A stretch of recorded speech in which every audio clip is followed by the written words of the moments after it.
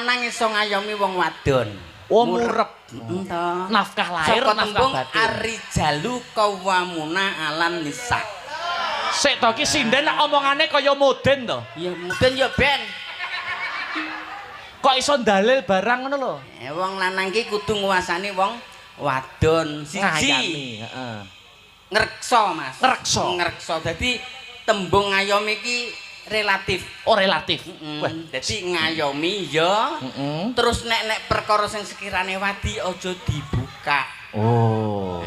Baik wadine manten lanang, wadine manten wadon kuwi aja dibuka nang gone wong liya. Oh dadi lamidi karo lah gak oleh buka-bukaan. Oleh apa kuwi kurang gedhi, kurang cilik, kurang ompong itu gak jadi omong-omong. Kuwi apa kurang gedhi, kurang cilik? Nalare. Oh nalare.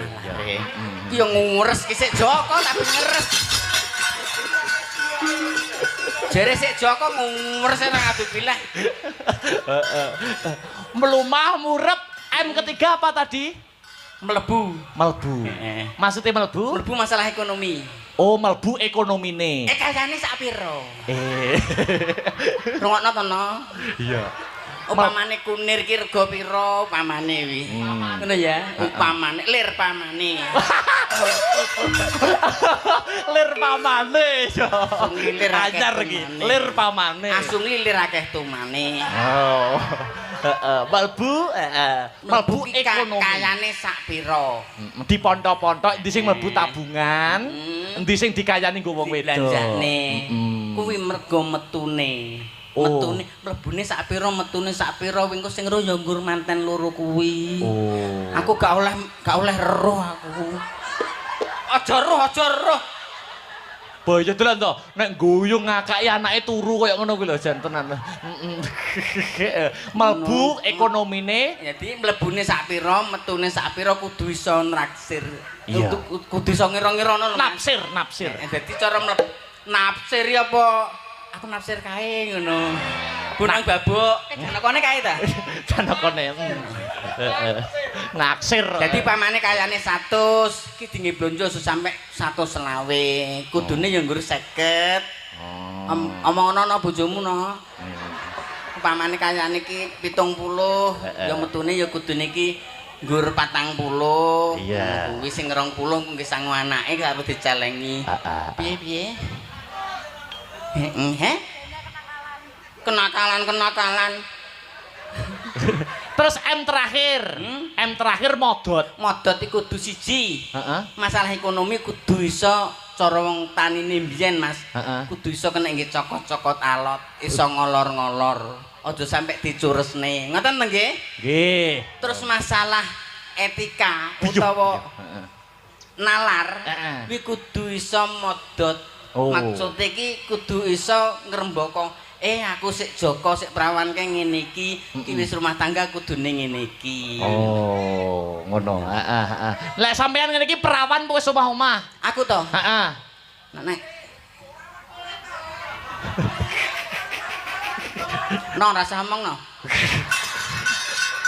Aku kunciku nang kono kuwi. Iya, modot pemikirannya berwawasan luas. Wawasan luas. Ngono lho, aja nggur istilah iki egone dhewe ora masuk. Ora kena Gus. Ngono kuwi lho maksude. Iya, ya ketoke iki purno, tapi asline ya purno tenan kuwi. Kok malah purno tenan. Ora Mas enek artine. Ngene, aku arep tanya karo sampeyan. Pripun? Aku mengarep munggahi enek sing ngomongi penonton nih. Kuwi mboten sinden lho, Mas niku modin. Sing ngomongi sapa? Ya eno ketoke. Eno apa Lamidi?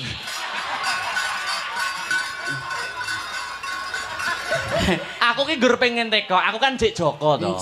Kok manten-manten ngene kok dikeki kembar mayang, dikeki janur ngono apa yen artine to? Wakeh Mas artine no piye? Yo, masa to? Aku diwejeng karo Lamidi wi bahaya. Lagi janur Mas ya. Janur. Heeh. Jane cahya nuri mencorong. Jadi cahyane mencorong mulane sambung tuwuh kene karo kene iki digathukne antarane besan kene karo besan kono kon padha ajer padha napa niku cemlorong cahyane. Gak oleh perengut-perengutan kaya ngidik telek gak oleh. Oh iya.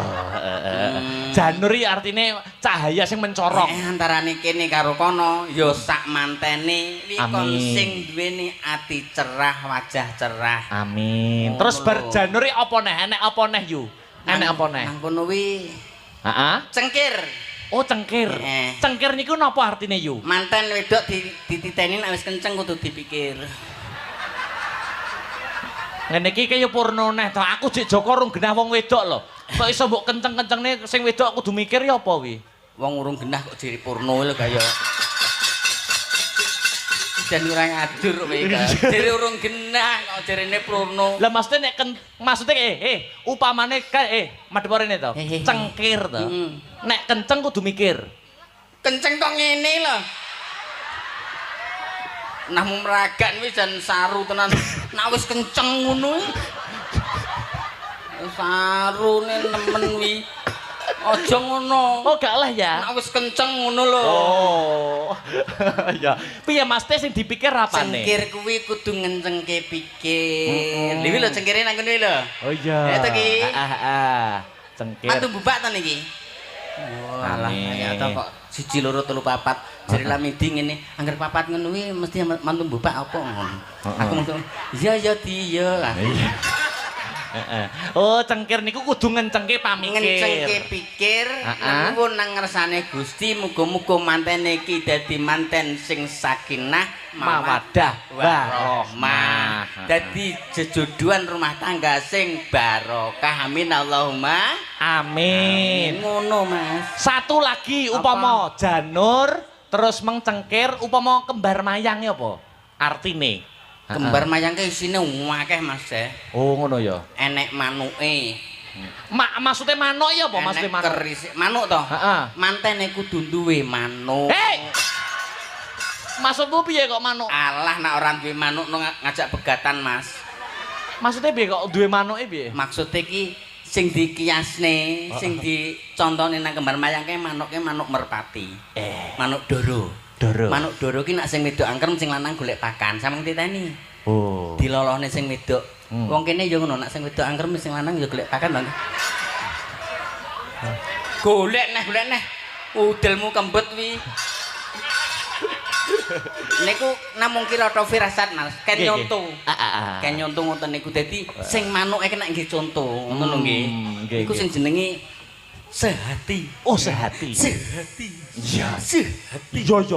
Iso bulan baleni ya. Dadi nek sing lanang ngayani, sing wedok kuwi antarane loro-loro niki saling pengertian. Saling pengertian. Oh. Wis genah nek mbiyen ki wong enak wong loro. Sing wedok ki topo, napakke anake, sing lanang golek panganan dilolohke. Ngoten to nggih? Kurang percaya sampean delok manuk doro ke lho. Sinden yang masih perawan. Lah. Kok dalah? Mas. Pripun? Saiki kalah karo Google, Mas. Oh, Google. Kadang ki wong jenenge siji, jodoh, loro pati, rezeki niku manungsa gak enek sing ngerti. Ngoten to nggih? Nggih. Kadang halo Mas, fotone ngene. Heeh. Kayak foto 20 tahun sing kebongkor. Ya akeh ngono kuwi. Heeh. Semua ayanan saya di sini nek diduluk lah kok bae wong wis tuwek. Ngono iki enek Mas. Kadang nggih nyuwun sewu nggih. Kadang niku jodoh niku ora mergo sawu ngoten mboten, kadang niku saka chat-chatan ngene nang arep. Chat ya. Chatting. Chattingan kadang iso dadi jodoh. Nggih kleru sandalne ya iso dadi jodoh. Oh, nek jare wong sepuh ngono. Kijolan sandal iso dadi jodoh. Iso dadi jodoh. Heeh. Mang sandalmu kijolan ora? Aku to. Enggak Mas, tak cangking terus. Engko nek didelikne Lamidi. Iya. Jajal ya karo tak ngadekne sinden jajal tuturono umpamane. Oh ngoten. Lah iya no. Iki uga menyelam sambil minum air, ngaturi geguyonan karo nembang-nembang. Iki saka manten nyuwun lestari ninggal katresnan sesideman sarung jagung. Mbak Penny dhisik, Mbak Penny.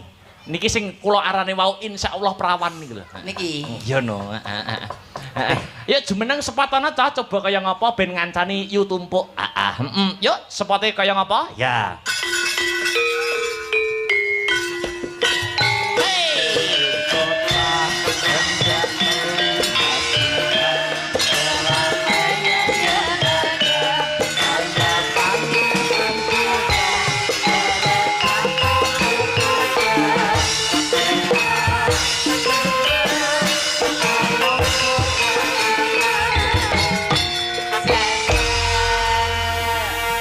Kenalan sik, yu tumpuk. Saking dalu. Wis kedalon apa, Gung? Sampun. Berarti wis ra kena dipangan nak kedalon iki.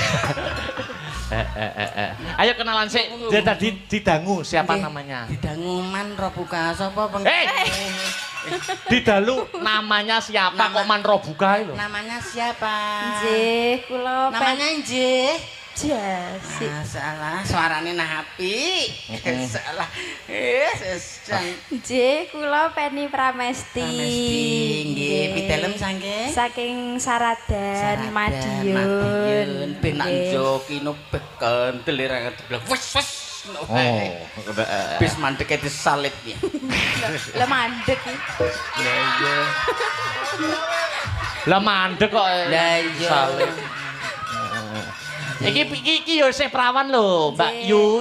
Jenengan perawan nggih. Nggih tasih, alhamdulillah. Tek ono kriteria laki-laki yang sesuai sing kok pengin iki ya, mesuk nek dadi bojo iki sing piye? Nggih, kula mbut Cara ngene iki jajali. sing ndi Pak De? Sik tono. Upama penabuh. Penabuh sapa? Sing pomo nabuh. Sing Aja gender iki ngruwemet nek bengi. Apa sapa? Sing Aja sing ngegong ya tabuhe gudi kae. sing nyelentem. Nyelentem. Nggih. Oh sing nyelentem niki asli macanan. Asli anak macanan. Berdiri. Sut disut kameranya anak macanan. Gini tok. Ayo. Gini. Wah. Kono kono urung. Sing guri, kurang guri. Kono guri urung. Kono guri. Wis tak tambahi. Ci. Kayak mau nyalek. Ora usah kuwatir tak tambahi. Tambahi napa? Omongan ra genah. Niki asli macanan iki. Asli macanan. Yen sak riting masyarakat, Mas. Oh, saleting, seangkatan ngene Pali kono lho mbiyen. Oh, belajar dalang. Kayake ngono, Mas. Weh, niki nggih saged dalang lho, Mbak Penny. Niki Sinden, moden, dalang kabeh dipek. Maling ra apa-apa, maling gre bojoku. Maling lamidi. Aja mbok anggap ya. Aja anggap. Senane putune. Halo, Kak. Aku meng nang kono suwi tenan kok. Iki berarti Mbah Hutimu, Nduk. Iki Mbah Huti. Mbah Huti nak ngene iki, nak kok nak wis metu ya Mbah Anang, Mbah Akung ya. Mbak Penny. Dalem. Minangkani permintaan dari manten iki ninggal kates nantiyen nggih. Nggih.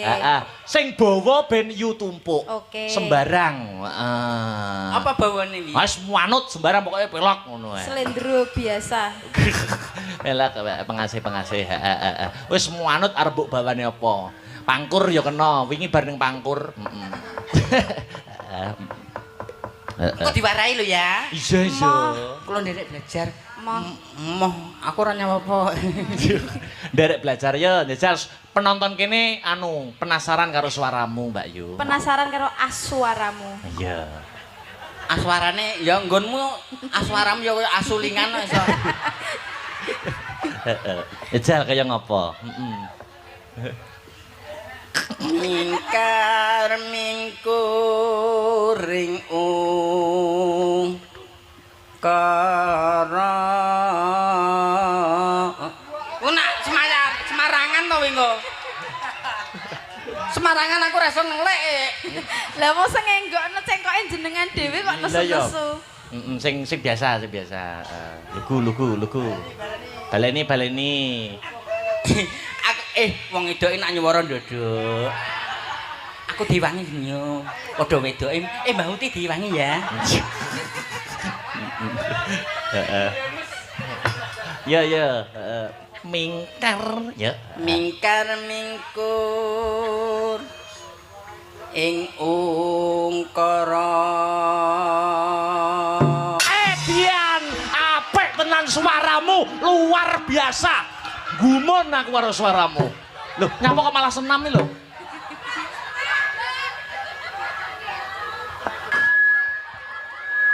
luar biasa. Aku terkagum-kagum dengan suaramu. Nyapa kok kayak tetek melek no? Saking kagete Mas. Oh kaget.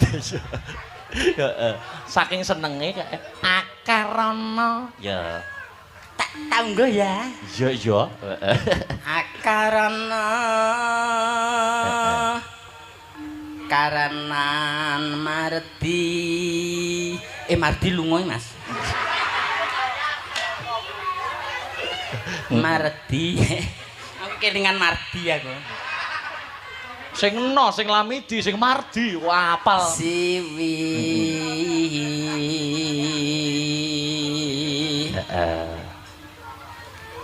Sinawung res mining kidung.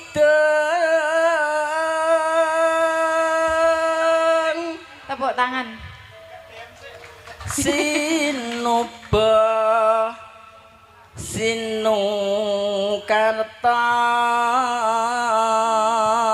Anu ta,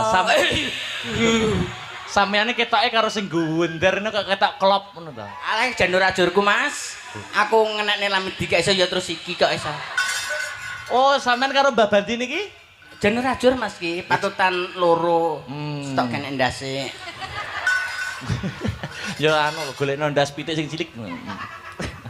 Terus Mrih kartata pakartine